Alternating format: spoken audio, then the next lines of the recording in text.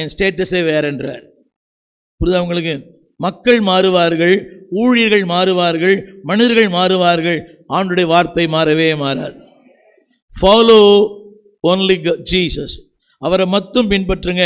இன்னொன்று சொல்ல நம்புகிறேன், ஊழியர்கள் கூட மாறுவார்கள். நிறைய பேர் பார்த்துட்டேன், வசதி வரும்போது, வாய்ப்பு வரும்போது, கொஞ்சம் மக்கள் வரும்போது மாறிடுறாங்க. எனக்கு என்ன ஐயான்னு சொன்னான், எனக்கு என்ன போயான்னு சொல்கிறான்.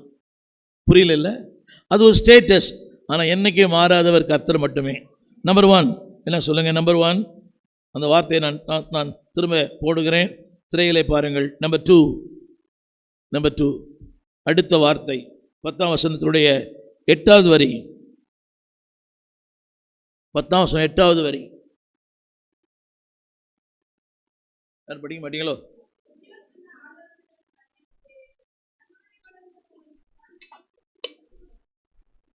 இல்லை சொல்லுங்க. முதியோர் சொன்ன ஆலோசனையை தள்ளிவிட்டு.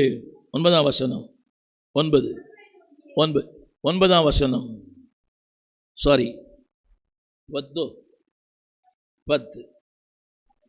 அவனோடு வளர்ந்த 10 போடுங்களேன் 10 அவனோடு வளர்ந்த வாலிப அவனை நோக்கி. ஹலோ, என்ன பார்த்தீங்களா? என்ன பாருங்களா? இடம் மாறுகிறது, நபர் மாறுகிறார்கள், எல்லாமே மாறுது. புரிஞ்சவங்க ஆமீன்னு சொல்லணும். இதுவரை யாரோடு? முதியோரோடு.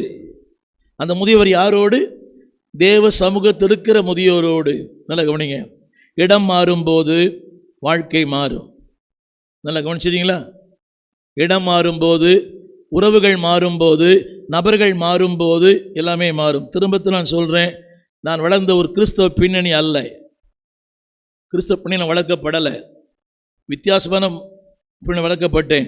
அன்னைக்கே எனக்கு தெரியும் இதுதான் நிரந்தரம், எதுவுமே நிரந்தரம் இல்லைன்னு. புரியுது அவங்களுக்கு? உறவுகள் நிரந்தரம் அல்ல, சொந்தங்கள் நிரந்தரம் அல்ல, யாருமே நிரந்தரம் அல்ல. அந்த ஆலோசனை கேட்டிருந்தேன்னா இன்னைக்கு நான் ஊழியக்காரனாக இருக்கவே முடியாது. புரிந்தவர்களுக்கு அது புரியும். சொல்லுங்க எல்லாரும், யாருடைய ஆலோசனை? என்னங்க யாருடைய ஆலோசனை? அவனோடு வளர்ந்த வாலிபன் ஆலோசனை. படிங்க எல்லாரும். நோக்கி போதும். கவனிங்க, நல்லா கவனிங்க. உலகத்தில் ஆலோசனை கேட்டீங்கன்னா உங்களை உடைத்து விடும், தேவ ஆலோசனைகளை உருவாக்கும். The worldly counsel will break you, godly counsel will make you. சொல்லுங்க, உடைக்கும் ஆலோசனை குடும்பங்களோட பாருங்களேன். குடும்பங்களை கூட மன்னிக்கணும். சில அம்மா மாருங்க, ஏய் உன் புருஷன் அப்படி பண்ணுடி, உன் புருஷன் இப்படி பண்ணுடி, இப்படி பண்ணுடி, இதெல்லாம்